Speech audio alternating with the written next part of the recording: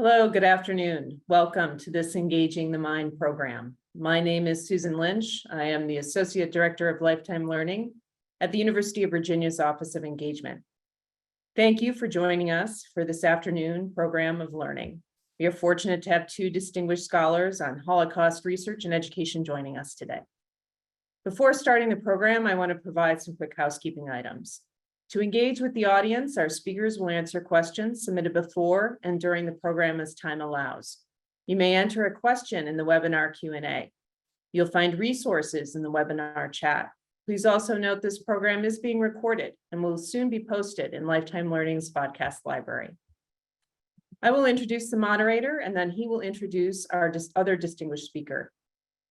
James Loeffler is the J. Berkowitz Professor of Jewish History and the Ida and Nathan Kolodiz Director of Jewish Studies at the University of Virginia. His scholarly research explores the ties between law, culture, and politics in modern Jewish history. He is currently at work on a book about anti-Semitism and civil rights in post-war America. His commentary on public affairs appears in the New York Times, the Washington Post, the Atlantic, the Wall Street Journal, Tablet, the Jewish Review of Books, and other venues. He has served as Dean's Visiting Scholar at Georgetown University Law Center, a Kluge Fellow at the Library of Congress, and the Robert A. Savitz Fellow at the United States Holocaust Memorial Museum. So thank you again for joining us for this Lifetime Learning program. Now I'm going to turn it over to our moderator, Professor Loeffler. Program is yours. Thank you so much, Susan. It's a real pleasure to come back to Lifetime Learning, Office of Engagement, and have a chance to talk about this really important topic today with a colleague who I'll introduce in a second. And let me just say, what we do in the Jewish Studies program, which is, of course, part of the College and Graduate School of Arts and Sciences, is convene a whole group of scholars, faculty from across a whole number of disciplines and fields who engage in studying the Jewish experience down through time and across the world in terms of Jewish thought, history, culture, languages, anthropological perspectives, and of course, engaging with some of the core challenges that emerge from the Jewish experience and are truly universal experiences, such as the challenge of understanding the Holocaust, what it meant and what it means today. As you all may be aware, we're commemorating Kristallnacht beginning last night, a day of infamy in the history of the Holocaust and the history of Europe and the world. And so there are unique questions that come up every time we commemorate that kind of occasion. There are unique questions which come up when we think about how we teach it. And so the impetus for this session may be clear, but it really is to give you a chance to learn about how we teach the Holocaust, how we teach it today, given the issues that confront us, and how we do it at the University of Virginia, which is a very special place for thinking about these questions and as they impact democracy. So to do this, I'm very pleased to introduce the other person you're going to see today for a conversation, and that is Professor Victoria Barnett. Dr. Barnett is somebody who came to the university this year through a very special initiative as our Frank Talbott Jr. Endowed Visiting Professor of Holocaust Studies. The Talbott Visiting Professorship was designed many years ago through a gift from the Talbott family to honor a man with long-time associations and a family's long-time associations with the university. And it rotates from school to school, law school, medical school, so on and so forth, throughout all of the university schools year by year. So this year it's come to us in the college, and we used it to bring someone who we thought would be a unique resource for our students. Dr. Barnett is one of the world's preeminent scholars of religion and the Holocaust, as well as a leading expert on the German Protestant theologian Dietrich Bonhoeffer, about which we may yet hear some today. She comes to us having already accomplished so much in her career in the study of the Holocaust, the study of religious ethics, interreligious dialogue and understanding between Jews and Christians before, during, and after the Holocaust, we might say, and a prodigious amount of really important research. This includes her book, For the Soul of the People, Protestant Protest Against Hitler, and Bystanders, Conscience and Complicity During the Holocaust. So as you can tell from my brief description of her, Dr. Barnett really is somebody who probes the core questions about how people respond to ethical dilemmas and true instances of evil, and how we're supposed to think about them today. And her most recent role before joining us in the faculty at the University of Virginia was as director of the programs on ethics, religion, and the Holocaust at the United States Holocaust Memorial Museum. So her biography really testifies to a scholar who's engaged with the public as well as with the core questions of educating, right? How we educate ourselves and younger generations. So we're so pleased to have her here in our program, and I'm so pleased to be able to have this hour to talk with her about the questions that come up when we teach the Holocaust. Thank you and welcome, Vicki. Well, thanks so much. It's a pleasure to be here. I'm really enjoying my time at UVA this year. Terrific. Thank you. So what, as you heard from Susan when she introduced me and introduced the program today, what we're going to do is talk through some basic questions about what happens, when we go ahead and teach the Holocaust to students. A lot of alumni, a lot of other people who are curious about this topic want to know what's being taught today, how do students react to it? And I'm going to ask you, Vicki, to talk to us a little bit about some of those experiences that you have in the courses you're teaching right now as we speak. And then we'll turn to some broader themes about the Holocaust in relation to contemporary issues, right? The controversies that we're all probably very aware of, how it enters American politics, how it enters those debates, and how we deal with that as educators. And of course, we're going to allow some time to hear about sort of how our research and your research informs the teaching you do and the questions that we grapple with today. As you heard, I'll just issue another reminder. We do welcome your questions. You can put them in the Q&A box, and we're going to use them as we go, but particularly in the bottom third of the hour, or bottom half of the hour, I should say. We'll turn to those to make sure we can get in some perspectives and some things that people are curious to know about. So don't hesitate to send through questions as we go. Having said all that, Dr. Barnett, Vicki, let me start by simply asking you a very basic question, which is, what course are you teaching right now as we speak? Yeah. So this fall, I'm teaching a seminar titled Christianity, Nazism, and the Holocaust. So we're looking at this history, but particularly at the role of the Christian churches, both in Nazi Germany and more internationally. And I'm very curious, what surprised you, right? You've taught all over the world, you've taught different types of audiences and levels of education. Coming to the University of Virginia, coming to Charlottesville, what surprised you so far in your teaching experiences? Well, first of all, it's not a surprise because I've heard this from many people, but the students have just been wonderful. A really remarkable, interesting, very engaged group of students in the seminar. And so it's a pleasure to be teaching them.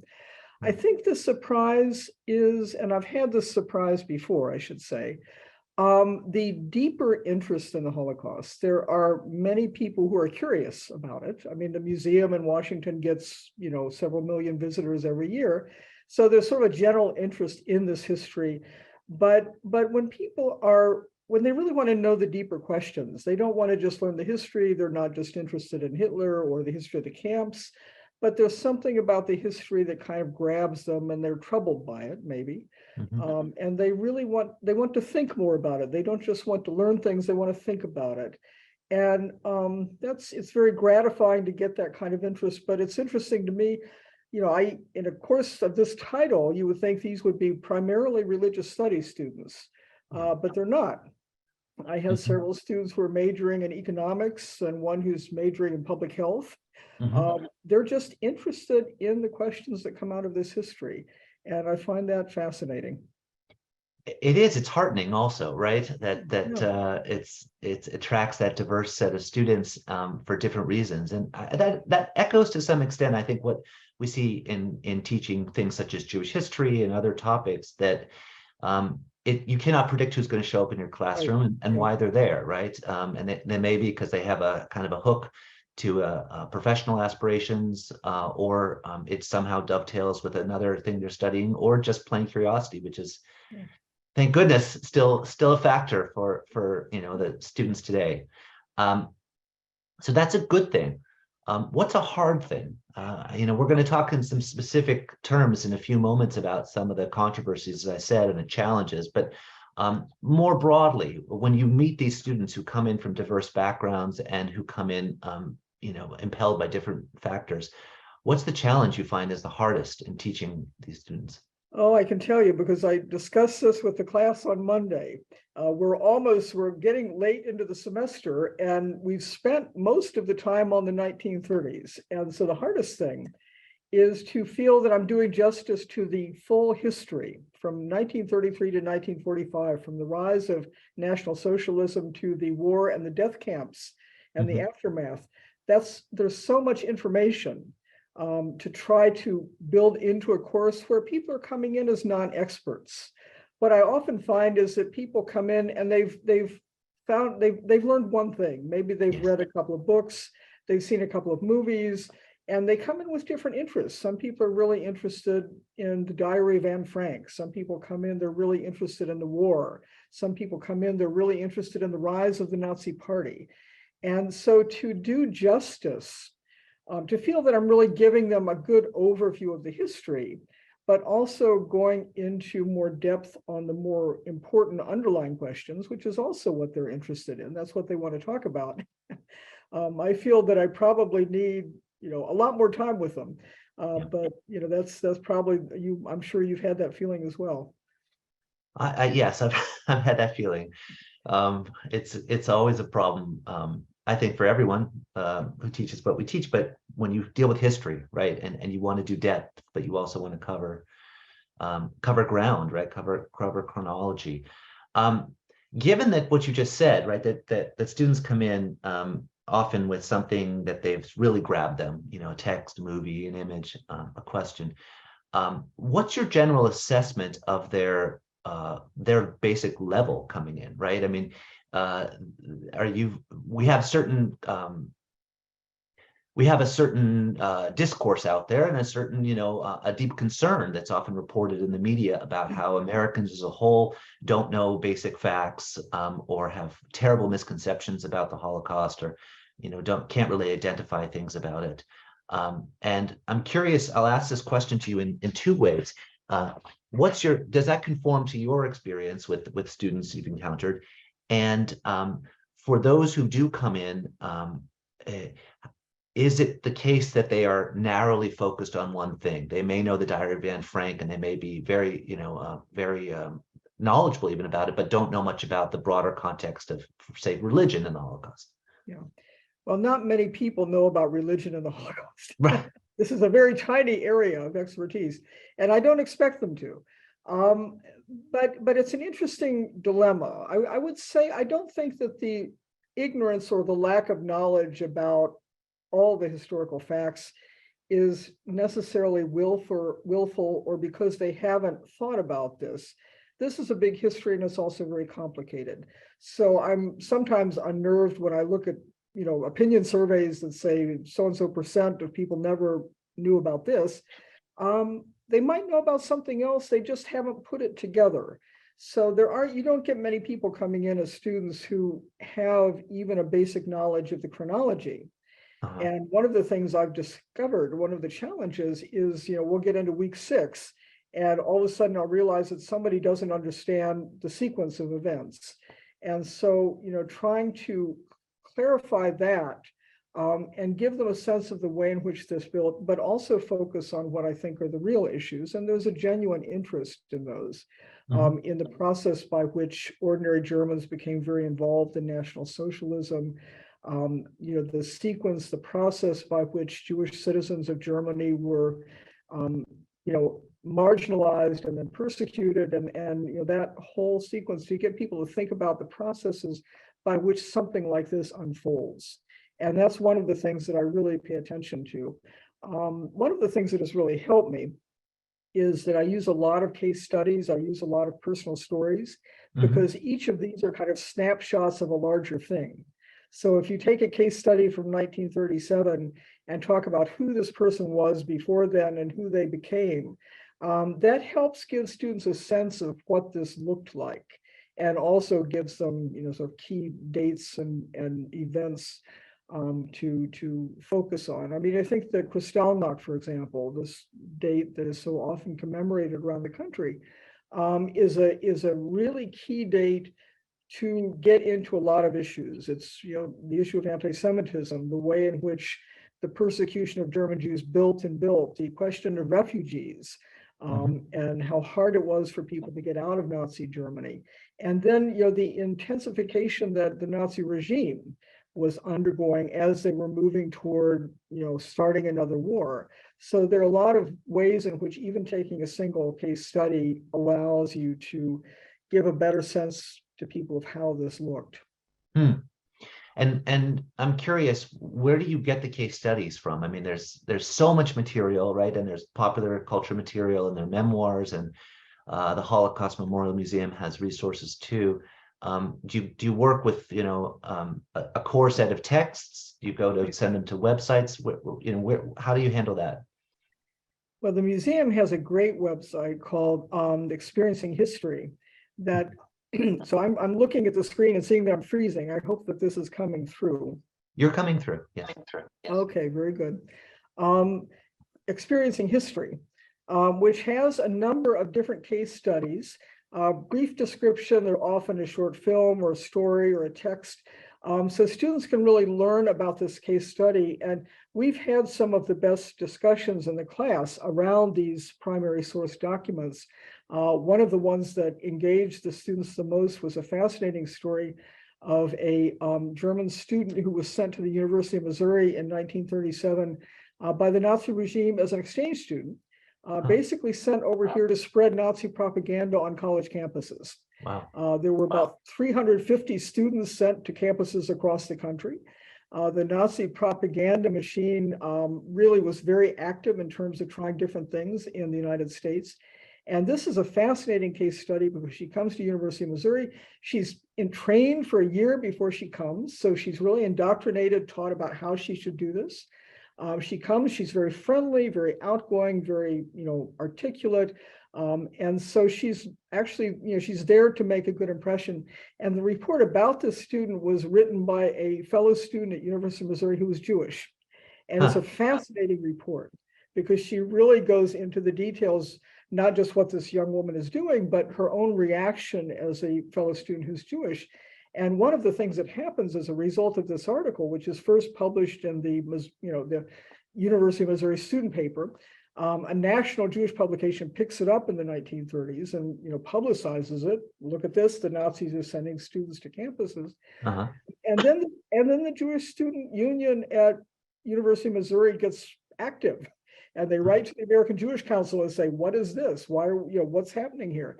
So it turns into an occasion for American Jews to raise awareness about it and to push back. I mean, tracking this young woman's story, the German woman, by the end of the year, she's pretty isolated. She kind of comes over, very convinced that she's doing the right thing. By the end of the year, students have kind of backed off from what she's doing. And so it's an interesting story on so many levels that the students really got engaged in. And so it was a chance to discuss a number of things. The Nazi outreach, the American response, how propaganda works, what Jewish responses are. I mean, it's just, so these case studies are good tools, I find, to really unpack a lot of issues. And we've just put in the chat the Experiencing History site. For those who are curious, obviously this is not the University of Virginia endorsing this, but it's a great public resource that you've described to us as a place to go to learn more about what you're using and what's available. So let me turn and talk about doing this in an environment in which there are real challenges, right? We face today Holocaust denial. We face anti-Semitism related to the Holocaust and kind of what scholars have called distortions, right, of using it not just in irresponsible ways, but in sort of dangerous ways to stir up hate. This is an issue for many places in America. It's an issue for educators on all levels. And it's an issue that often makes people very upset, but they're not really sure what to do about it or what people are doing about it. How do you handle those questions? Do they come up right away in the class? Are they things that you have to kind of be on the lookout for, disinformation that's crept into students' understandings? Does it surface, and how do you handle it?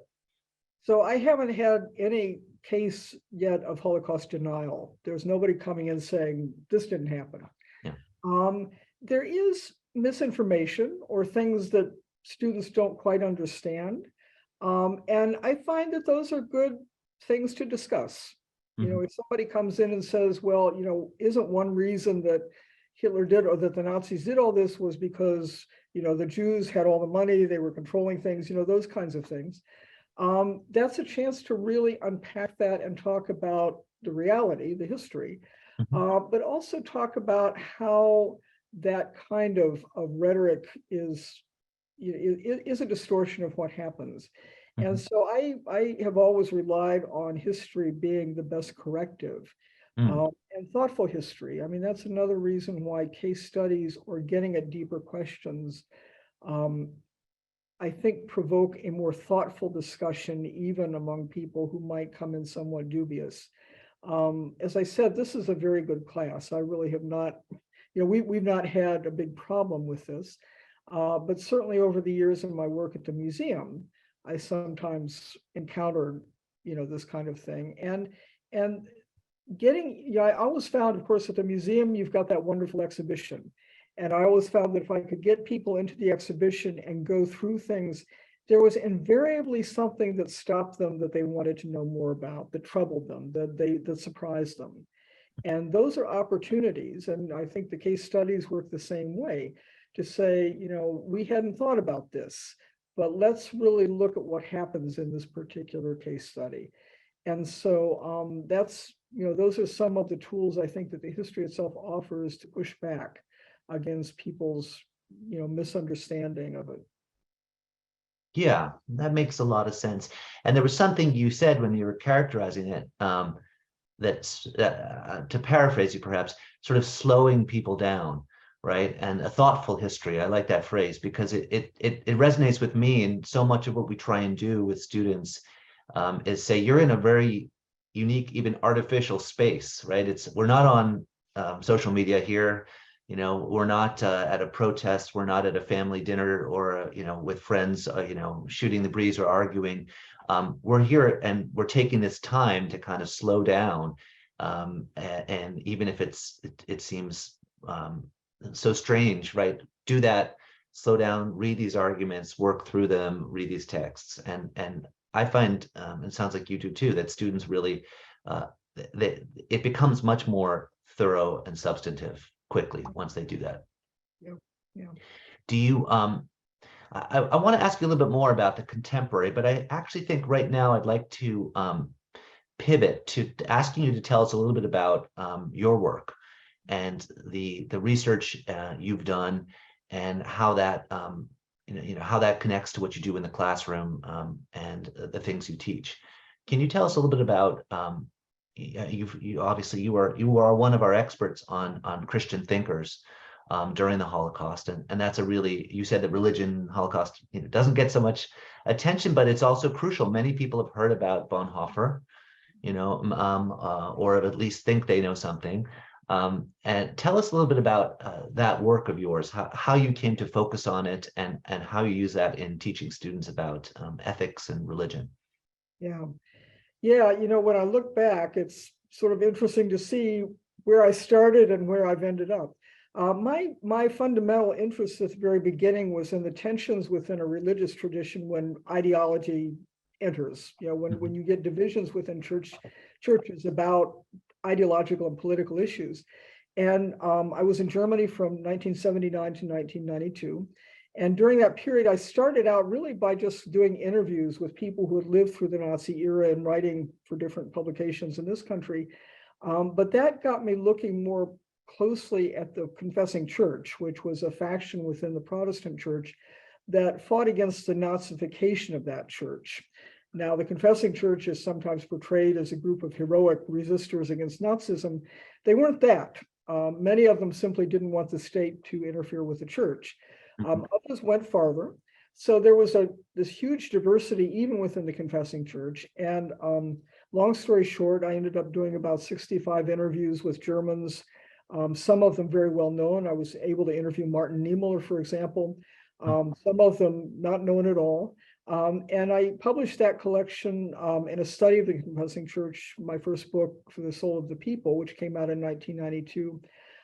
And so I actually started out with looking at the big picture, if you will, sort of the broad and complicated canvas of the confessing church. I didn't start out with Bonhoeffer. The publication of that book was what led to the invitation to get involved in the Bonhoeffer works. Bonhoeffer, of course, is the name people know, but Bonhoeffer was such a unique figure that he doesn't typify this history. And so what I try to do, because people often come in knowing about Bonhoeffer, I try to really show how complicated this was. And I've gone on through the years to look at the international ecumenical movement, the Protestants in this country, the leadership and how they responded, and particularly the interfaith movement in this country. The National Conference of Christians and Jews was actually founded in 1928 in this country. So they were just coming into being as the Nazis came to power. And their reactions to what happened in Nazi Germany, as well as the tensions with the Jewish community in this country and the interfaith community in this country, is a fascinating story. And that's actually where most of my research in the past 10 years has been focused. So I do the big picture. That gives me a lot of different case studies to throw into the classroom. But I think it shows people the complexity of the churches. Of course, I also have a Master of Divinity, so I started out studying theology. And part of what I do is really go into the theological history of anti-Semitism, which I think is crucial for understanding the history of anti-Semitism itself, and certainly how the church has reacted during the Nazi era. I mean, that's a key part of this history. So I've ended up working in lots of different fields, as it were, and trying to combine them all to give people a sense of the kinds of issues we have to address and think about. And again, this lends itself to thoughtful conversation and people bringing in very interesting questions. Yeah. I want to pick up on that and ask you about the questions people bring in and how they bring themselves into the conversation, right? We've had some questions that came in anticipation of this webinar and are coming in now that ask a lot about the students' identities and their relationship. Both, I see Brian Pauline has asked, are there students who are descendants of survivors, right, and have personal identification with it?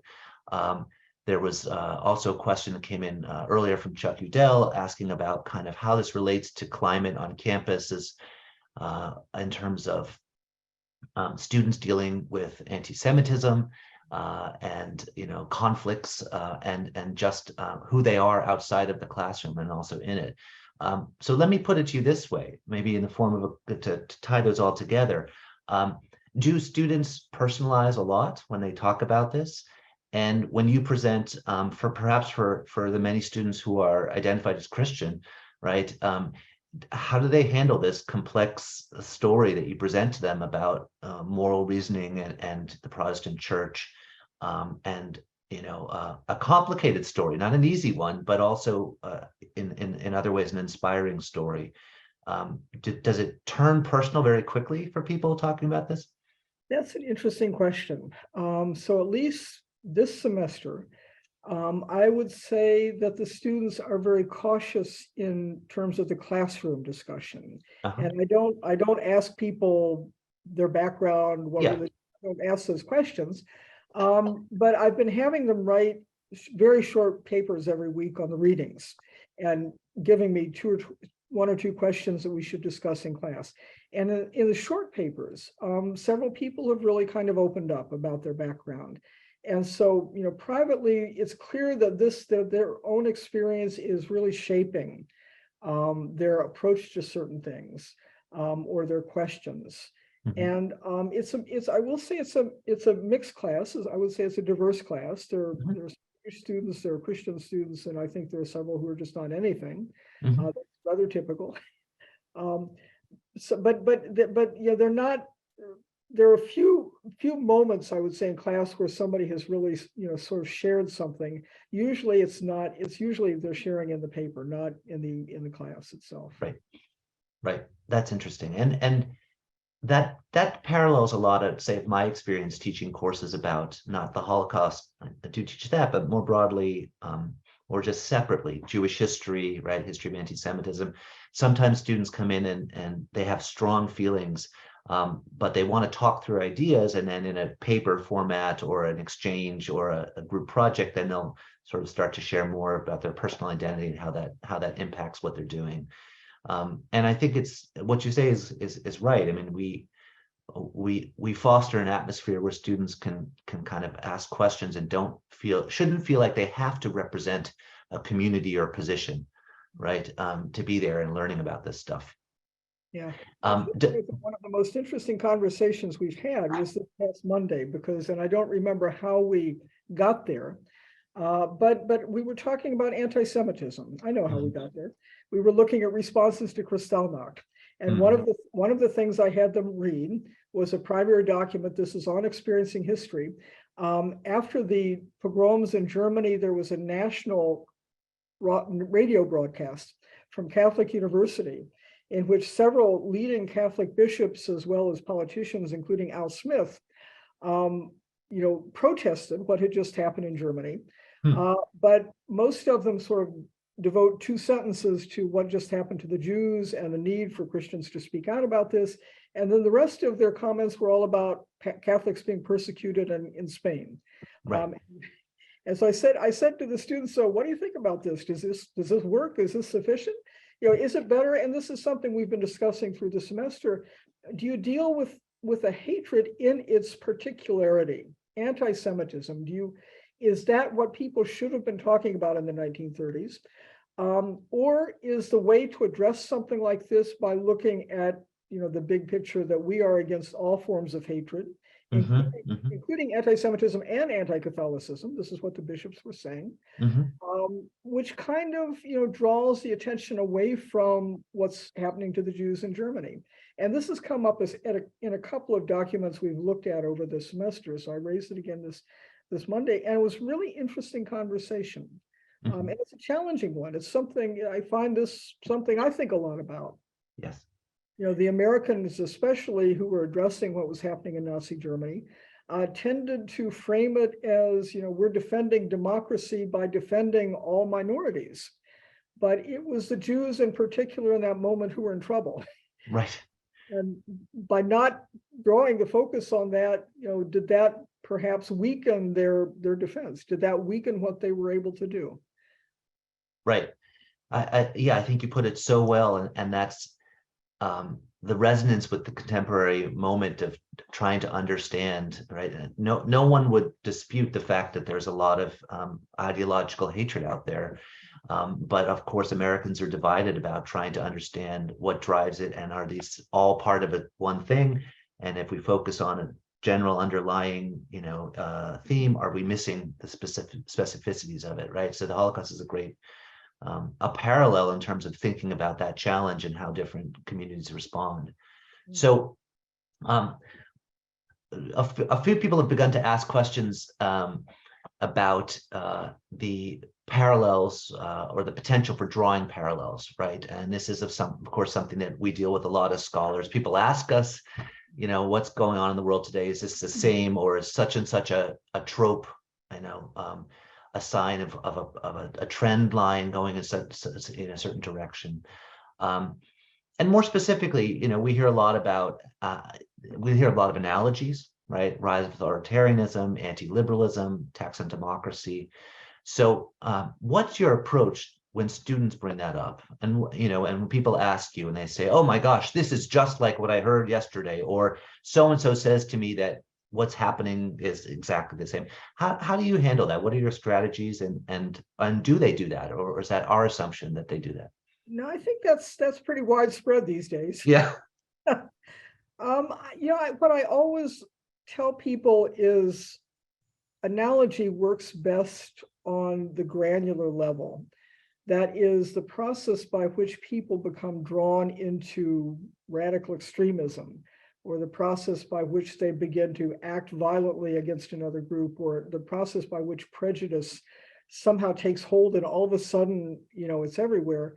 I think that's pretty similar across history. I mean, it just seems we're looking at human behavior. We're looking at how human beings become polarized, how they identify with different groups, how they react to certain things. So for all the differences, and there are differences between Nazi Germany and other cases, there is that parallel. And I think that's actually where the case of the Holocaust in Nazi Germany is instructive, if for no other reason than we have such phenomenal historiography on it and so much documentation. So one of the things that we've really spent a lot of time on this semester is looking at the role of ordinary people and the process by which they get moved in one direction or another, the ways in which they react to things. And it's something that students, it's a good entry point for students because they can relate, they can really think this through.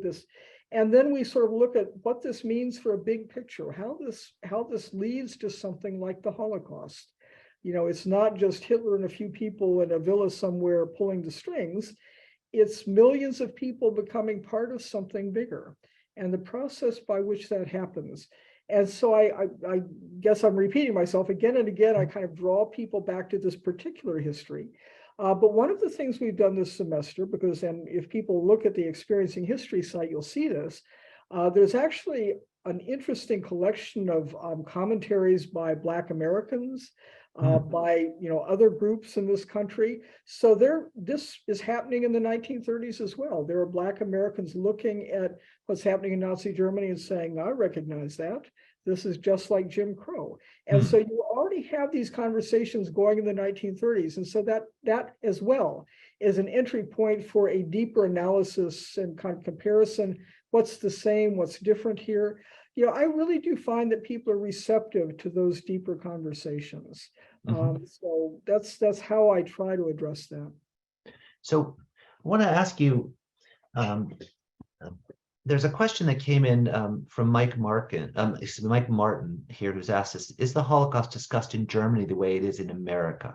So I want to kind of use that to pivot from what you've just described to us, which is that there are really powerful ways in which you are getting students to engage and to see what the response was in the United States, and to understand how this was understood by Americans, right? And today, how we can think with it, to think about ethical reasoning. What about the global dimensions of this, right? This is an issue for many of us who work on the Holocaust today. In my own work on human rights and international law, there is great debate today among scholars how to understand the Holocaust in relation to other genocides, for instance, right? Other atrocities that took place in Europe before the Holocaust, other populations that were, the targets of genocide. And how do you handle that? And is that something that is central? Do a lot of students ask about that too? Make those comparisons, ask about that? Or again, is that something that maybe matters more for scholars and for others, but not for the student who comes to learn with you? That has not come up much this semester. I'm certainly familiar with the debate in the academy and among scholars, and follow it very closely. I feel that it has been such a long time since I've really lived in Germany for an extended period. I try to keep up with the literature. I try to keep up with what's happening, but I don't have the sense I once had for the way the conversations are in Germany. But to your question about the comparative genocides, I think that there really is something instructive and important about that question. And as you know, I'm sure, the field of Holocaust studies has long been a very diverse and interdisciplinary one that does look at comparative genocides, because the question just naturally comes up. And again, when you're looking at a specific aspect of it, whether it's violence, colonialism, or in my case, the role of religion, there really are parallels. I mean, two of the symposia that my office organized when I was still at the museum concerned the rise of different forms of religious ethno-nationalism across Europe during the 1930s and in this country. It didn't just happen in Germany. You had right-wing Christian fascist groups in Romania and in Finland and in Italy and in France and in the United States. And so to look at that and say, look at that in all these very different settings, all of a sudden you've got this movement within Christianity that is doing these ideological things and actually revising Christian theology to fit this new component. And I would say that's actually, we see something somewhat similar today. And so to explore it in terms of the thing itself, Yes. what it is that they're doing with their religion and why their religion has suddenly become ideologically framed and what purposes that's serving and who they're aligned with. Those are important questions that in turn, I think, help us understand better what happened in Nazi Germany. So it's, done properly. I think comparison and analogy can really shed some insight on what happened during the Holocaust. Mm-hmm, mm-hmm. There's a question here from Nivedita Naresh about emotions and how do you handle the feeling of revenge that can very naturally harbor in people who've been through horrific experiences. That's a sensitive one, right? Because we see this as a natural emotional response to suffering, is a desire not just for retribution, but sometimes for darker revenge. And maybe I'll ask it to hand you that question, but ask you to think about it in any way you want to take it, either in terms of how people, how you explain to students what that was like for survivors, for instance, desiring revenge, but also how students handle their own difficult emotions, right? I mean, this is not an easy thing to teach or to study. For people who are sensitive, for people, sometimes people of faith have a harder time. Sometimes it's others. The doubts, the questions, the weight of this history, and how do you handle that for students, and maybe even for yourself when to live with darkness a lot of the time? Yeah. I always say at the beginning of the class, of course, that this is a hard thing to study. And it's very painful and it touches on painful issues, and that they should tell me. I do give warnings in terms of films, and the one film that they watched this semester, there's also a transcript, and I said the images in this film are hard to watch. If you would rather read the transcript, that's fine. And I hope that I give a sense to the students that they should let me know. I think there are a few papers where it's clear that this is really hitting somebody, and we've had conversations about it. So I try to provide room for that. But to this broader question of helping people understand the anguish and the pain, that's come up several times, and sometimes in different ways. I don't remember the exact question or reading that provoked this, but in the past couple of weeks I've talked about Jews who, after 1945, well, it was a question of refugees and displaced people and where they went after 1945. And I said you had just a number of survivors who swore that they were never going to set foot in Germany again. Yes. And there were a number of people in the class sort of nodding, like, yeah, they could understand that. So I think there are ways in which, if you teach the history and convey the gravity of it, people understand the impact that must have had on people. And in a couple of the readings we've done, that clearly comes out. I mean, letters from people, documents that just are very wrenching, because we've looked at a couple of primary documents from people who became refugees. One last week of a man who got to this country on a visa, and his wife and son were on the St. Louis, and they returned back. They didn't get out. And just the reality of, the fact that so many Jews experienced that kind of fate, that this is not a story with a happy ending in any sense of the word. And so we've, but it's something that you always have to be sensitive to and keep in mind. Yeah. Absolutely. So we want to remind everyone that we've been working through some of the questions, threading them into our conversation as we go, but please keep them coming as well. We will try and get to as many of them as we can before we reach the end of our hour together. So what, let me turn in a different direction and ask you, there was a question about the students in your class, what size of the classes. Give us the bigger picture. Maybe I'll simply put it this way. What else are you going to be teaching this spring? And what are the different formats and kinds of classes in which you can have these conversations, seminars and lectures and things of that nature? Yeah, so I'm teaching 2 courses in the spring. One is an introduction to the Holocaust course in the history department. And so that's going to be a much larger class. I think 60 or 70 students. It looks like there's already a wait list. And so I'm thinking very carefully. Of course, there are breakout sessions. So we'll have the large class lecture, and then there will be smaller discussion groups with a student assistant. But I'm thinking carefully about how to do that in a way that really does engage the students and give them space to process these deeper issues. The other class is going to be a seminar on Jewish-Christian relations over the course of the 20th century. So before Nazism, during Nazism, and after Nazism. This is a project right now that I'm sort of beginning to write a book about.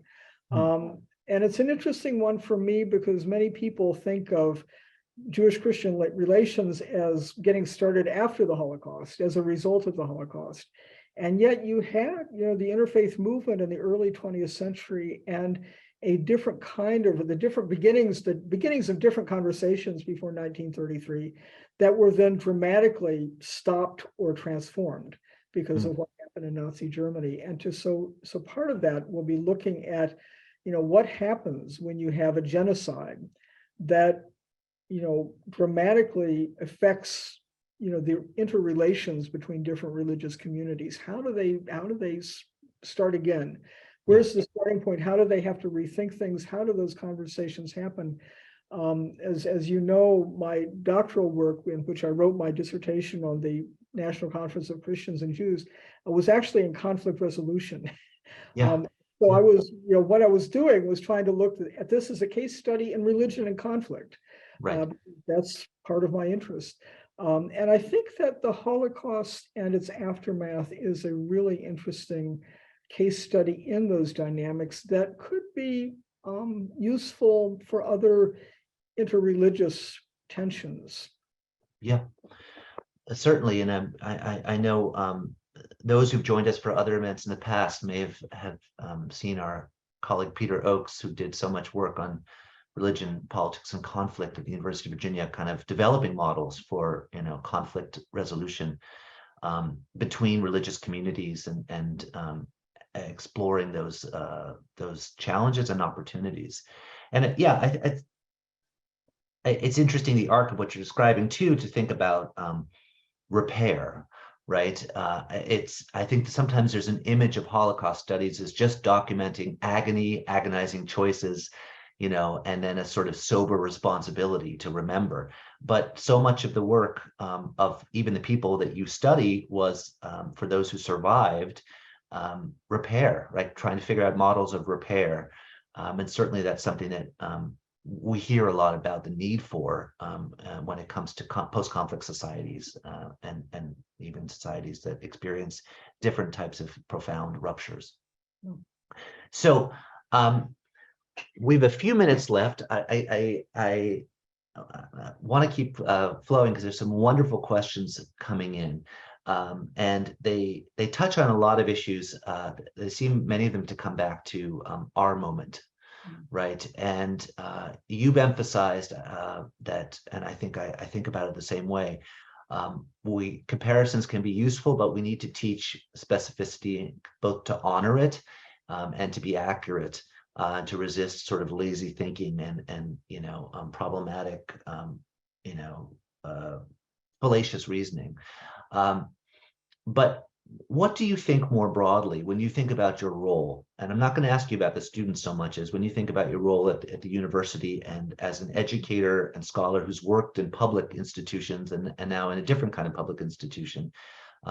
What do you think the role of Holocaust studies is or can be or should be for the University of Virginia as we go forward? Yeah, well, Not an easy one, but I'm just, we're not gonna, there's no quiz on this, but curious your thoughts about that. yeah. And this is shaped by my years at the Holocaust Museum. When I first came there, this was an interest of mine, and it was an interest among a group of people I knew. But over the years, by working with the public, I came to realize the ways in which engaging with this history opened up really important new conversations for people. Mhm. And that, I think, is what it could be at the University of Virginia. Mhm. I think it's important that people get the history right, and that people look both at the particularity of the history of anti-Semitism and what happens to the European Jews during this era. But the reason that people resonate with that is that they find a point of connection. And Yes. that point of connection might be from their own experience. It might be from something that troubles them. It might be from something they're confronting today. Right. But helping them find that point of connection and articulate it, for me, that's what teaching this subject is all about. And so I really try to listen to where the students are coming from. And sometimes I will suggest things to them. I'll say, you might be interested in this book or this film. And so I try to be alert to things that might lead them forward and keep the questions that we're talking about in class going ahead, moving forward with them. Yeah, that's a really good way of Yeah. approaching it and also thinking about what the process is. Yeah. Yeah, I would say that resonates for me too, and what I try to do with students, and to use their curiosity to point them towards leaning in, learning more, and talking to one another, right? I think sometimes there's a perception, an image perhaps of the university as a place that like is a microcosm of politics, where it's kind of a resource scarcity. So if we talk about this, we can't talk about that, but I would say that we can do both, right? I mean, we can talk about this specificity. Certainly at UVA, we're a global university, but we're also one very rooted in the experience of Virginia. And the university's goals have been over the past few years, as many of you joining alumni will know, to reckon with slavery at the university, to reckon with its place inside the university's history, at the same time as ambitiously trying to become a place that can think about democracy as a universal goal and problem, right, for education. And I agree with you that what we do when we study the Holocaust is create that possibility for dialogue, with the past and across these different spheres. Well, and it's no accident that there are so many good Holocaust scholars and certainly a number of survivors who have dealt with these questions very eloquently. I mean, they immediately, coming from their experience, they understood the connection to the history of racism in this country or the challenges that we're addressing today. And so there's already a thoughtful community that's really wrestling with these things. So there's no reason why you can't talk about them. Yeah. And that's what I've been discovering in my class. I think we've been talking about them this semester, and I hope it has been a good experience for the students. It's certainly been a great experience for me. Yeah. Well, I could, what they tell me behind your back is they love it. So I could tell you that and tell those who are with us. So as we reach the end of our hour, I want to ask you to just speak for a second about maybe in a different vein, resources for hope, right? So much of this is introducing students to the complexity that they need to do critical historical reasoning, right? To learn about the past, to think about ethics, and to learn, what lessons there can be learned about the dangers of things and how easily people can watch their religion change into something that they don't recognize. But when you think about this in these courses and in your teaching about students who want to kind of use this past for hope, are there places you direct them? Are there lessons or texts or ideas that you point them to? Yes, there are, again, so many good case studies of individuals that perhaps might not be very well known, but who did the right thing and really give us an example of what that can look like. And hope not being the assumption that everything's going to turn out all right, but hope being a commitment to making it turn out all right. And we certainly have examples of that in our own history. And so I try to, that's part of the conversation in class as well, and certainly part of what we're reading, are Germans and Americans and people in France who show what people could do. And I think that is an important part of the story to keep in there. So I don't want us to leave our conversation without sort of reminding people where they can go to learn more. We've put in the chat some links to where they can find about your writing and the Holocaust Museum. Those are obvious places, I think. Specific things you'd want people to know if they want to learn more about what you're doing or other scholars doing this kind of work? Any suggestions? Well, the museum, of course, has a terrific website. Yeah. And people can get in touch with me. I mean, I'm happy to direct them if somebody has a particular question about somebody or something. There's so many good people in the field, as you know, who are out there doing important work. Yeah, no, that's good to know. Those are the places to go. I'll use this to tell all of you that we have other scholars, in our cohort who work on this and related topics. Even this year too, we have other Jewish studies faculty teaching about literary responses to the Holocaust, Holocaust and philosophy, genocide, comparative genocides, the politics of the Holocaust, more how political scientists analyze it. So we're in a spot where actually we have wonderful kind of interdisciplinary work on this that you, Nikki, form a part of. Yeah. So we're just about out, but we out of time. We have still another minute or two. I want to ask you a different question. For those who would come to you and say, I want to learn about this, but I don't even know where to start. Well, there may be people on this call who study this decades ago, or they read what's coming home with their children and they want to learn about it, and they're not necessarily looking to simply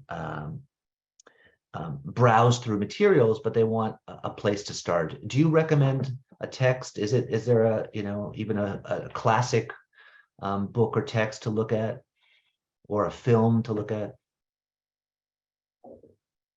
That is such a hard question. I know that's totally unfair. I mean, I hate to keep repeating the website, but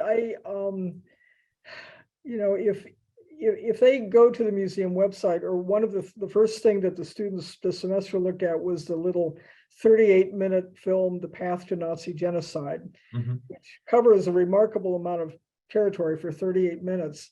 Yeah. But I could imagine that at different points, something is said in that film that somebody will say, yes, that's what I'd like to. Yeah, true. No, and I don't. I'm putting you on the spot because I think you're right to mention those things, and there are there's so many places to go that can be reached through that, right? And happily, there continue to be really some remarkable things. I'll mention, our UVA alum and recent visitor to the university, Daniel Mendelsohn, has a very powerful book, The Lost, which he came and spoke about a few times in the past few years at the university, which is a kind of history and memoir. It comes to mind because we're in an alumni context here, and many may know him. But bottom line, we're so pleased to have you, and I thank all of those who've joined us today for this conversation to learn a little bit about what we've done, what's going on with teaching the Holocaust, and just teaching, right? What the teaching work we do at the university is these days with our students, and how they come to us. I'm going to turn it back over in just a second to Susan. Here she is, to Susan Lynch, who's going to say a final word. So thank you so much to Professors Loeffler and Barnett for sharing your expertise and knowledge this afternoon. It was truly my honor to host this event. and to highlight and showcase the important scholarship and teachings of these distinguished UVA faculty. I know that I've learned a lot, and I will look at the resources and continue my learning on the Holocaust. So I thank you so much for your time and attention today. Thank you so much. Thank you. Thank you. It's been a pleasure. It's been a pleasure. Thank you. Thank you. And I want to thank all of you for joining us this afternoon.